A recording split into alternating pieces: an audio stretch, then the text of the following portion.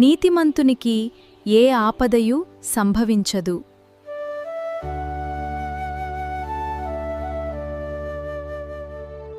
ఈరోజు దేవుని వాగ్దానం, నీతిమంతునికి ఏ ఆపదయు సంభవించదు.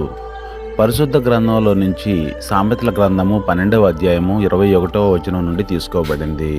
నీతిమంతునికి ఏ ఆపదయు సంభవించదు, భక్తిహీనులు కీడుతో నింపబడును.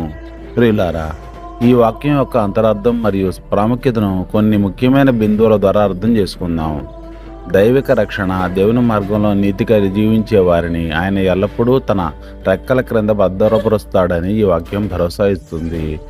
ఆధ్యాత్మిక శాంతి, ప్రాపంచికంగా కొన్ని కష్టాలు ఎదురైనప్పటికీ నీతిమంతునికి వచ్చే ఆపదలు వారిని శాశ్వతంగా పడద్రోయలేవు. దేవుడు వాటి నుండి వారిని విడిపించి అంతిమంగా విజయాన్ని, నెమ్మదిని ప్రసాదిస్తాడు.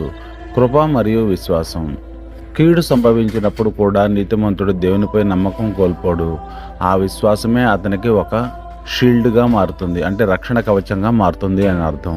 ఈ వాక్యం మనుషులను నీతి మార్గంలో నడవడానికి దేవుని యందు భయభక్తులు కలిగి ఉండడానికి ప్రోత్సహిస్తుంది. నీతిగా జీవించే వారికి దేవుడు ఎల్లప్పుడూ తోడుగా ఉంటాడని ఈ యొక్క వాక్యం అర్థం. ఇది సత్యం కూడాను. ఆమెన్.